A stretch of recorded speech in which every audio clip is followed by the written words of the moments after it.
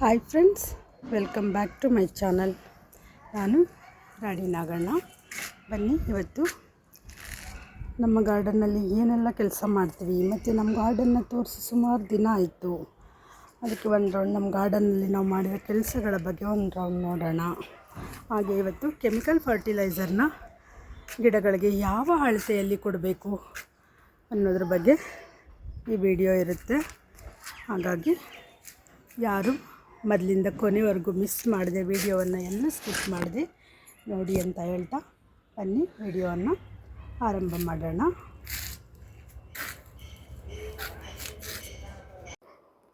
ನಮಸ್ತೆ. ಯಾರೆಲ್ಲ ನನ್ನ ಚಾನಲ್ನ ನೋಡ್ತೀರಾ ಅಂಥವರು ನನ್ನನ್ನು ಪ್ರೋತ್ಸಾಹಿಸಲು ನಿಮಗೆ ಯೂಟ್ಯೂಬ್ ಕಡೆಯಿಂದ ಇನ್ನೊಂದು ಅವಕಾಶ ಬಂದಿದೆ. ಅದುವೇ ಹೈಪ್ ಬಟನ್ನ ಟಚ್ ಮಾಡುವ ಮೂಲಕ ನನಗೆ ಹೈಪ್ ಪಾಯಿಂಟನ್ನು ನೀವು ಕೊಡ್ಬೋದು. ಇಲ್ಲಿ ಆಲ್ರೆಡಿ ಕೊಟ್ಟಿರೋದ್ರಿಂದ ಇಲ್ಲಿ ಹೈಪ್ ಪಾಯಿಂಟ್ನ ತೋರಿಸ್ತಿಲ್ಲ. ಇಲ್ಲಿ ನೀವು ಕ್ಲಿಕ್ ಮಾಡಿದರೆ ಇಲ್ಲಿಂದ ನನಗೆ ಹೈಪ್ ಪಾಯಿಂಟ್ ಬರುತ್ತೆ. ಹಾಗೆ ನೀವು 2 ಡಾಟ್ ಇದೆಯಲ್ಲ, ಈ 2 ಡಾಟನ್ನು ಕ್ಲಿಕ್ ಮಾಡುವ ಮೂಲಕ ಕೂಡ ನನಗೆ ವಾಪಸ್ ಇಲ್ಲಿ ಬಂದು ಹೈಪ್ ಪಾಯಿಂಟ್ನ ನೀವು ಕೊಡ್ಬೋದು. ದಯವಿಟ್ಟು ಯಾರೆಲ್ಲ ಇನ್ನು ಮುಂದೆ ನನ್ನ ವಿಡಿಯೋವನ್ನು ನೋಡೋ ಅಂಥವರು ಹೈಪ್ ಪಾಯಿಂಟನ್ನು ಕೊಡೋದನ್ನು ಮರಿಬೇಡಿ. ಬೇಸಿಗೆ ಕಾಲ ಅಂದರೆ ಜೆರೇನಿಯಮ್ ನೋಡಿ ಎಷ್ಟು ಇಷ್ಟ. ಬೇಸಿಗೆ ಕಾಲ ಬಂತು ಅಂದರೆ ಜೆರೇನಿಯಮ್ ಹೂಗಳನ್ನ ನೋಡೋದೇ ಒಂದು ಖುಷಿ. ತುಂಬ ಚೆನ್ನಾಗಿ ಅರಳುತ್ತವೆ ಇವಾಗಂತೂ ಈ ಜೆರೇನಿಯಮ್ ಗಿಡಗಳು. ಹಾಗೆ ಕನಕಾಂಬರ ಹೂಗಳು ಅಷ್ಟೇ ತುಂಬ ಚೆನ್ನಾಗಿ ಅರಳುತ್ತವೆ. ಈ ಕನಕಾಂಬರ ಸೀಸನ್ ಬಂದು ಬೇಸಿಗೆ ಕಾಲನೇ ಆಗಿರುತ್ತೆ. ಹಾಗಾಗಿ ಒಳ್ಳೊಳ್ಳೆ ಹೂಗಳನ್ನ ಕನಕಾಂಬರದಲ್ಲಿ ನಾವು ನೋಡ್ಬೋದು. ಈ ಕನಕಾಂಬರನೂ ಅಷ್ಟೇ ನೋಡಿ, ಈ ಕನಕಾಂಬರ ಗಿಡನೂ ಅಷ್ಟೇ ಚೆನ್ನಾಗಿ ಹೂ ಕೊಡ್ತವೆ ಈ ಕಾಲಕ್ಕೆ. ಹಾಗೆ ಮಲ್ಲಿಗೆ ಗಿಡನೂ ಅಷ್ಟೇ ನೋಡ್ಬೋದು. ಮಲ್ಲಿಗೆ ಗಿಡ ಎಷ್ಟೊಂದು ಹೂ ಬಿಡೋದಕ್ಕೆ ರೆಡಿಯಾಗಿದೆ ಅಂತ. ನಮ್ಮಲ್ಲಿ 2 ರೀತಿಯ ಮಲ್ಲಿಗೆ ಗಿಡ ಇದೆ. ಒಂದು ದುಂಡು ಮಲ್ಲಿಗೆ ಮತ್ತು ಇನ್ನೊಂದು ಸೋಜು ಮಲ್ಲಿಗೆ. ಇದು ಕೂಡ 2 ಸುತ್ತಿನ ಮಲ್ಲಿಗೆ ಹೂವಾಗಿದೆ. 2 ಕೂಡ ಚೆನ್ನಾಗಿ ಹೂ ಬಿಡೋದಕ್ಕೆ ಆರಂಭಗೊಂಡಿವೆ. ಗಿಡವನ್ನು ನಾನು ತೋರಿಸಿದ್ದೆ, ಮಲ್ಲಿಗೆ ಗಿಡವನ್ನು ಕಾಲಕ್ಕೆ ತಕ್ಕಂತೆ ರೆಡಿ ಮಾಡ್ಕೊಳ್ಳೋದು ಹೇಗೆ ಅಂತೇಳಿ. ಹಾಗಾಗಿ ಒಳ್ಳೊಳ್ಳೆ ಮೊಗ್ಗುಗಳು ಆರಂಭಗೊಂಡಿವೆ. ಪುದೀನ ಗಿಡನ ಇಷ್ಟು ಬಿಸಿಲಲ್ಲಿ ಇಡೋದಕ್ಕಾಗಲ್ಲ ಈ ಕಾಲದಲ್ಲಿ, ಬೇಸಿಗೆ ಕಾಲ ಆರಂಭ ಆದಾಗ. ಹಾಗಾಗಿ ಈ ಪುದೀನ ಗಿಡವನ್ನು ನಾನು ಈ ಕಡೆಗೆ ತಂದು ಇಟ್ಕೊಂಡಿದ್ದೀನಿ, ನೆರಳಿಗಿಟ್ಟಿದ್ದೀನಿ.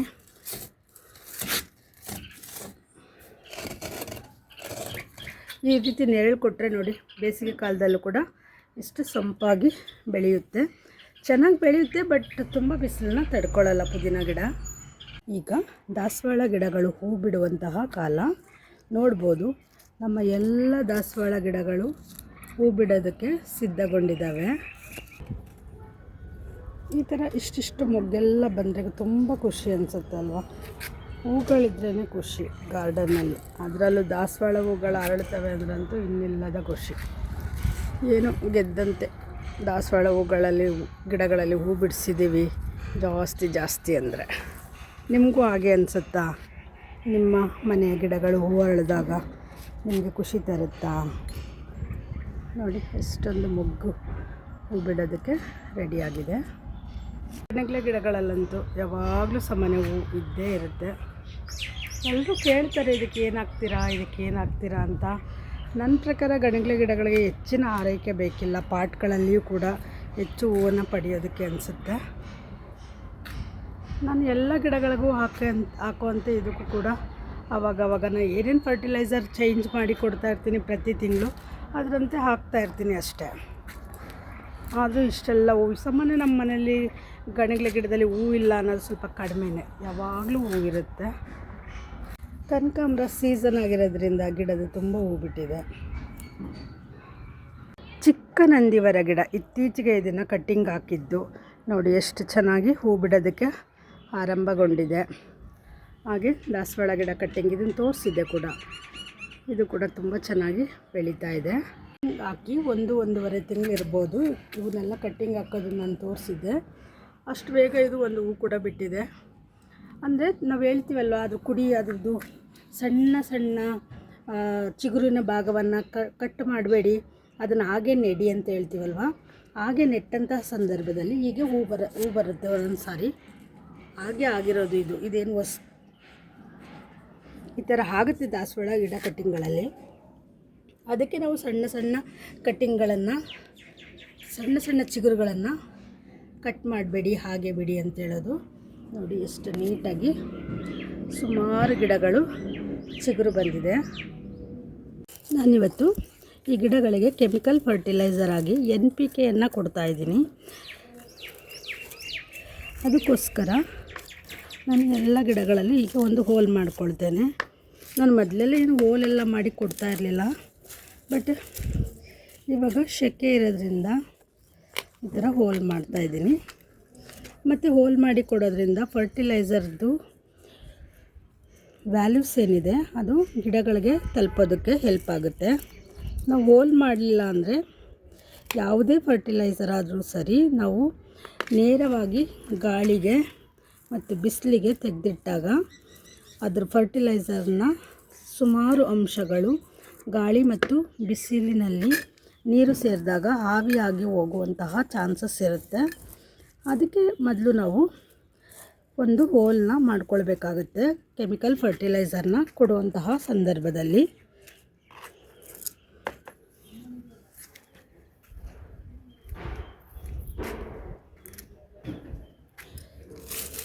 ನೀವು ಅಷ್ಟೇ ಕೆಮಿಕಲ್ ಫರ್ಟಿಲೈಸರ್ ಕೊಡುವಾಗ ಡೈರೆಕ್ಟಾಗಿ ಕಾಳುಗಳ ರೂಪದಲ್ಲಿ ಕೊಡುವಾಗ, ನಾನು ಡೈರೆಕ್ಟಾಗಿ ಕಾಳುಗಳ ರೂಪದಲ್ಲಿ ಕೊಡ್ತಾ ಇದ್ದೇನೆ. ಹಾಗಾಗಿ ನಾನು ಹೋಲನ್ನ ಮಾಡ್ತಾಯಿದ್ದೇನೆ. ನಿಧಾನವಾಗಿ ಕರಗಿ ಗಿಡಗಳಿಗೆ ತಲುಪಲಿ ಅಂತೇಳಿ ನಾನು ಕಾಳುಗಳ ರೂಪದಲ್ಲಿ ಕೊಡ್ತಾಯಿದ್ದೇನೆ. ನಾನು ಹೊಸದಾಗಿ NPKಯನ್ನು ಗೊಬ್ಬರವನ್ನು ಖರೀದಿ ಮಾಡಿ ತಂದಿದ್ದೇನೆ. ಮೊದಲು ನಾನು ಇದಕ್ಕೆ ಯೂರಿಯಾ ಎಲ್ಲ ಮಿಕ್ಸ್ ಮಾಡ್ತಿದ್ದೆ, ಬಟ್ ಈ ಸಾರಿ ನಾನು ಏನನ್ನೂ ಮಿಕ್ಸ್ ಮಾಡೋದಿಲ್ಲ, ಹಾಗೇ ಗಿಡಗಳಿಗೆ ಕೊಡ್ತೇನೆ. ಆಲ್ರೆಡಿ ನಾನು ಹೋಲ್ ಮಾಡ್ಕೊಂಡಿದ್ದೇನೆ. ಆ ಹೋಲ್ ಮಾಡಿದಂತಹ ಜಾಗಗಳಿಗೆ ನಾನು ಈ ರೀತಿ 1 ಸ್ಪೂನಷ್ಟು ಹೀಗೆ ಹಾಕಿ ಮುಚ್ತೇನೆ. ಇಲ್ಲ, ಇಷ್ಟು ಗೊಬ್ಬರವನ್ನು NPKಯನ್ನು 1 ಪಾಟ್ ಹಿಡಿಯುತ್ತೆ. ತುಂಬ 1 ಕಾಳು 2 ಕಾಳು 4 ಕಾಳು ಅಂತೆಲ್ಲ ಹಾಕೋ ಅಗತ್ಯ ಇಲ್ಲ. ಯಾಕೆಂದರೆ ಇದೇನು ನಾನು ಇವತ್ತು ಹೊಸ್ದಾಗೇನು ಹಾಕಲ್ಲ, ದಾಸವಾಳ ಗಿಡಗಳಿಗೆ ಮಾತ್ರ ನಾನು ಯಾವಾಗಲೂ ಕೆಮಿಕಲ್ ಫರ್ಟಿಲೈಸರ್ನ ಬಳಸ್ತಾನೆ ಇರ್ತೀನಿ. ಹಾಗಾಗಿ ಇದಕ್ಕೆ ನನಗೆ ಬಳಸುವಂಥ ಸಮಯವಾಗಿತ್ತು ಆ್ಯಕ್ಚುಲಿ ಹೇಳಬೇಕಂದ್ರೆ ಕೆಮಿಕಲ್ ಫರ್ಟಿಲೈಸರ್ನ, ಹಾಗಾಗಿ ನಾನು ಬಳಸ್ತಾ ಇದ್ದೀನಿ. ಹಿಂದಿನವರೆಲ್ಲ ಏನು ಸ್ಪೂನ್ಗಿನೇನು ಯೂಸ್ ಮಾಡ್ತಿರಲಿಲ್ಲ, ಕೈಲೇ ಬಳಸ್ತಾಯಿದ್ರು. ಈ ಗೊಬ್ಬರವನ್ನು ಕೊಡಬೇಕಾದ್ರೆ ನಾವು ಗಮನಿಸಬೇಕಾಗಿರೋದು, ಗೊಬ್ಬರವನ್ನು ಪಾಟ್ನ ತುದಿ ಭಾಗಕ್ಕೆ ಹಾಕಬೇಕು. ಇಲ್ಲಿ ಗಿಡ ಇದೆ, ಈ ತುದಿ ಭಾಗಕ್ಕೆ ಗೊಬ್ಬರವನ್ನು ನಾವು ಕೊಡಬೇಕಾಗತ್ತೆ. ತುಂಬ ಈ ಗಿಡದ ಬುಡದ ಹತ್ರದಲ್ಲಿ ಇಲ್ಲೆಲ್ಲ ಕೊಡಬಾರ್ದು. ಆಗ ಗಿಡದ ಬೇರು ಗಿಡ ಸುಡುವಂತಹ ಚಾನ್ಸಸ್ ಇರುತ್ತೆ. ಹಾಗಾಗಿ ಗೊಬ್ಬರವನ್ನು ಕೊಡುವಾಗ ನಾವು ಇದನ್ನು ಪಾಲಿಸಬೇಕಾಗುತ್ತೆ. ಸಾಧ್ಯವಾದಷ್ಟು ನಾವು ಈಗ ಗೊಬ್ಬರ ಕೊಡುವಾಗ ನೋಡಿ, ಇದೊಂದು ಪಾಟ್ನ ರೌಂಡ್ನಲ್ಲಿ ಈಗ ನಾವು ನೋಡಿದ್ರೆ ಆ್ಯಕ್ಚುಲಿ ನಾನು ಇಲ್ಲೂ ಹೋಲ್ ಮಾಡಿದ್ದೀನಿ. ಆ್ಯಕ್ಚುಲಿ ಇಲ್ಲಿ ಕೊಡಬೇಕು, ಯಾಕಂದರೆ ಇದು ಪಾಟ್ ಗಿಡ ಇಲ್ಲಿದ್ದರೆ ಪಾಟ್ನ ಹೋಲ್ ಮಾಡಬೇಕಾಗಿರೋದು ನಾವು ಇಲ್ಲಲ್ಲ. ಆ್ಯಕ್ಚುಲಿ ನೋಡ್ಬೋದು ನೀವು ಗಿಡವನ್ನು, ಇಲ್ಲಿ ಪಾಟ್ ದೂರದಲ್ಲಿದೆ. ಹಾಗಾಗಿ ನಾನು ಈ ಕಡೆ ಹೋಲ್ ಮಾಡಿ ಗಿಡವನ್ನು ಹಾಕಿದ್ರೆ, ಫರ್ಟಿಲೈಸರ್ನ ಕೊಟ್ಟರೆ ಒಳ್ಳೆಯದು. ಈ ರೀತಿ ನಾವು ನೋಡ್ಕೊಳ್ಬೇಕಾಗತ್ತೆ. ಏನು ಅವನ್ನೆಲ್ಲ ಏನು ಕೈಯಲ್ಲಿ ಅಳತೆ ಮಾಡಿ ಏನು ಹಾಕೋಂಥದ್ದಲ್ಲ, ಬಟ್ ಅದೊಂದು ನಮ್ಮ ಕಣ್ಣ ಅಳತೆಯಲ್ಲಿ ನಾವು ಪಾಲಿಸಬೇಕಾದಂತಹ ಕೆಲವೊಂದು ರೂಲ್ಗಳು ಅವು. ಹಾಗೆ ಈ ಗೊಬ್ಬರವನ್ನು ನಾವು ನೀರಿನಲ್ಲಿ ನೆನೆಸಿ ಕೂಡ, ಲಿಕ್ವಿಡ್ ಮಾಡಿಯೂ ಕೂಡ ಕೊಡ್ಬೋದು. ಒಂದು 10 ಲೀಟ್ರ್ ನೀರಿಗೆ 10 ಸ್ಪೂನಷ್ಟು ಗೊಬ್ಬರವನ್ನು ಹಾಕಿ ನಂತರ ಅದನ್ನು ನೆನೆಸಿ ರಾತ್ರಿ ಎಲ್ಲ ಬೆಳಿಗ್ಗೆ ಹೊತ್ತು ಗಿಡಗಳಿಗೆ ಮತ್ತೆ ನೀರನ್ನು ಸೇರಿಸಿ ನಾವು ಕೊಡ್ಬೋದು. ಈ ರೀತಿಯಾಗಿಯೂ ಕೂಡ ನಾವು ಗಿಡಗಳಿಗೆ ಫರ್ಟಿಲೈಸರ್ನ ಕೊಡ್ಬೋದು. ಇದನ್ನು ಕೊಡೋದ್ರಿಂದ ಗಿಡಗಳಿಗೆ ಸಮತೋಲನ ಆಹಾರ ಸಿಕ್ಕಂಗೆ, ಗಿಡಗಳಿಗೆ ಪಾಟ್ನಲ್ಲಿರುವ ಗಿಡಗಳಿಗೆ ಈಗ ನಾವು ಏನೇನೋ ಫರ್ಟಿಲೈಸರ್ನ ಕೊಟ್ಟಿರ್ತೀವಿ, ಅವೆಲ್ಲವೂ ಒಂದು ಸಾರಿ ಕೆಲಸ ಮಾಡ್ತವೆ, ಒಂದು ಸಾರಿ ಕೆಲಸ ಮಾಡಲ್ಲ ಅಂತ ನೋಡ್ಬೋದು. ಒಂದು ಸಾರಿ ನಾವು ಕೊಟ್ಟಂಥ ಫರ್ಟಿಲೈಸರ್ ಎಲ್ಲವೂ ಕೆಲಸ ಮಾಡಲ್ಲ ಅಂತ ನಮ್ಗೆ ತುಂಬ ಜನ ಹೇಳ್ತಾರೆ. ಅದನ್ನು ನಾವು ಆಲ್ರೆಡಿ ಕೇಳೂ ಇರ್ತೀವಿ ಕೂಡ. ಹೀಗೆ ಕೊಡೋದ್ರಿಂದ ದಾಸವಾಳ ಗಿಡಗಳಿಗೆ ಸಮತೋಲನ ಆಹಾರ ಸಿಕ್ಕಂಗಾಗಿ ಎಲ್ಲದರಲ್ಲೂ ನಮಗೆ ಒಳ್ಳೆ ರಿಸಲ್ಟನ್ನು ನೋಡೋದಕ್ಕೆ ಸಾಧ್ಯ ಆಗುತ್ತೆ.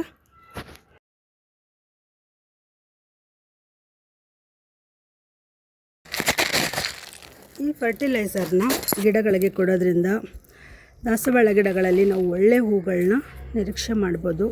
ಹಾಗೆ ಬೇರುಗಳಿಗೆ ಭದ್ರವಾಗಿ ಬೆಳೆಯೋಕ್ಕೆ, ಕಾಂಡಗಳು ದಪ್ಪವಾಗಿ ಬೆಳೆಯೋದಕ್ಕೆ, ಹೂಗಳು ದೊಡ್ಡದಾಗಿ ಹರಳೋದಕ್ಕೆ ಎಲ್ಲ ರೀತಿಯಲ್ಲಿ ಅನುಕೂಲವನ್ನು ಮಾಡುತ್ತೆ. ಕೇವಲ ದಾಸವಾಳ ಗಿಡಕ್ಕೆ ಅಂತಲ್ಲ, ನಾನು ಗುಲಾಬಿ ಗಿಡಕ್ಕೂ ಕೂಡ ಈ ಗೊಬ್ಬರವನ್ನು ಕೊಡ್ತಾಯಿದ್ದೀನಿ. ಅಂದರೆ ನನ್ನ ಗಿಡಗಳಿಗೆ ನಾನು ಸಾಮಾನ್ಯ 2 ತಿಂಗಳಿಗೊಮ್ಮೆ ಈ ಗೊಬ್ಬರ ಕೊಡೋದು ನನ್ನ ಅಭ್ಯಾಸ. ಅದರಂತೆ ನಾನು ಕೊಡ್ತಾಯಿದ್ದೀನಿ. ಹಾಗೆ NPKಯನ್ನು ಕೊಡೋದ್ರಿಂದ ಹೂ ಬಿಡುವಂತಹ ಗಿಡಗಳಲ್ಲಿ ನಾವು ಹೀಗೆ ಒಳ್ಳೆ ಹೂಗಳನ್ನು ನಿರೀಕ್ಷೆ ಮಾಡ್ಬೋದು. ಹೂವಿನ ಗಿಡಗಳು ಅಂದಮೇಲೆ ನಾವು ಹಾಕಿರೋದೇ ಅವು ಹೂ ಬಿಡಬೇಕು, ಅವು ನಮಗೆ ಮನವನ್ನು ಸಂತೋಷಗೊಳಿಸ್ಬೇಕು ಅಂತಲ್ವಾ. ದಾಸವಾಳ ಗಿಡಗಳಿಗೆ ಕೆಮಿಕಲ್ ಫರ್ಟಿಲೈಸರ್ ಹಾಕೋದ್ರಿಂದ ಏನು ತೊಂದರೆ ಇಲ್ಲ. ನಾವು ಅವೆಲ್ಲ ಹೂ ಬಿಡೋಕ್ಕಂತೇಳಿ ಹಾಕಿರೋದು ದೇವ್ರಿಗೆ ಮುಡಿಸ್ತೀವಿ ಅಷ್ಟೇ, ಅದೇನು ತಿನ್ನೋದಿಲ್ಲ. ಹಾಗಾಗಿ ಕೆಮಿಕಲ್ ಫರ್ಟಿಲೈಸರ್ನ ಕೊಡೋದ್ರಿಂದ ತಪ್ಪು, ಅದು ತೊಂದರೆ ಅನ್ನೋ ಭಾವ ಬೇಡ. ಹಾಕಬೇಕು, ನಮ್ಗೆ ಹೂ ಬೇಕು ಅನ್ನೋ ಆಸಕ್ತಿ ಇರೋರು ಕೆಮಿಕಲ್ ಫರ್ಟಿಲೈಸರನ್ನು ಕೂಡ ಗಿಡಗಳಿಗೆ ಧಾರಾಳವಾಗಿ ಕೊಡಬಹುದು. ಹೀಗೆ ಗೊಬ್ಬರವನ್ನು ಕೊಟ್ಟ ನಂತರ ನಾವು ಎಲ್ಲ ಗಿಡಗಳಿಗೂ ಗೊಬ್ಬರ ಕೊಟ್ಟ ಜಾಗದಲ್ಲಿ ನಾವು ನೀರನ್ನು ಹಾಕಬೇಕಾಗತ್ತೆ. ನೀರು ಹಾಕೋದ್ರಿಂದ ಗೊಬ್ಬರ ಕರಗಿ ಗಿಡಗಳಿಗೆ ನಿಧಾನವಾಗಿ ಫರ್ಟಿಲೈಸರ್ನ ಕೊಡೋದಕ್ಕೆ ಸ್ಟಾರ್ಟ್ ಮಾಡುತ್ತೆ. ಹಾಗಾಗಿ ಈ ಗೊಬ್ಬರವನ್ನು ಕೊಟ್ಟ ತಕ್ಷಣ ಮರಿದೆ ನಾವು ಹೀಗೆ ಗಿಡಗಳಿಗೆ ನೀರು ಹಾಕಬೇಕಾಗತ್ತೆ. ಈ ಗೊಬ್ಬರಗಳನ್ನು ಕೊಡಬೇಕಾದ್ರೆ ನಾವು ಸಂಜೆ ಹೊತ್ತೇ ಕೊಡಬೇಕು ಗಿಡಗಳಿಗೆ. ಸಂಜೆ ಹೊತ್ತಾದರೆ ತಂಪಾದ ವಾತಾವರಣ ಇರುತ್ತೆ, ಹೀಟ್ ಆಗೋದು ಕಡಿಮೆ ಆಗುತ್ತೆ ಗಿಡಗಳಿಗೆ.